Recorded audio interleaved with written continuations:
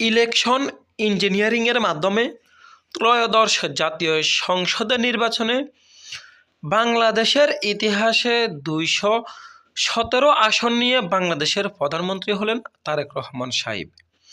তিনি ইঞ্জিনিয়ারিং যে নির্বাচনটি রয়েছেন তার মাধ্যমেই বাংলাদেশের প্রধানমন্ত্রী হয়েছেন বলে দাবি বাংলাদেশের রাজনৈতিক যেই বিশ্লেষক রয়েছে না তাদের। বাংলাদেশের ইতিহাসে এই প্রথম যে ২১৭টি আসন নিয়ে সরকার হয়েছে। বাংলাদেশের আর কখনো এমন ইতিহাস ঘটেনি যে বাংলাদেশের ৩০০ আসনের মধ্যেই ২১৭ কিংবা ২২০ আসনে এমপি হন একটি দলের। কিন্তু বাংলাদেশে যে তা কেবল ইঞ্জিনিয়ারিং ইলেকশনের মাধ্যমেই ঘটেছে তা আর বুঝতে বাকি নেই এই দেশের জনগণ কিংবা বিশ্লেষকদের।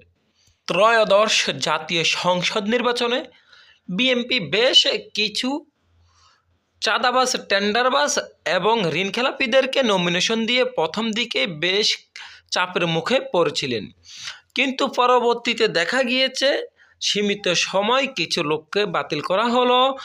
বেশ কয়েকজন নেতাকর্মীদের ঋণখেলাপি থাকা সত্ত্বেও তাদেরকে নমিনেশন দিয়ে এমপি হিসেবে তৈরি করেছেন বিএনপির নেতা তারেক রহমান। একদিকে যেমন মির্জা আব্বাস, অন্যদিকে বেশ কয়েকজন ব্যক্তি রয়েছেন যারা ঋণখেলাপের সাথে সরাসরি সম্পৃক্ত।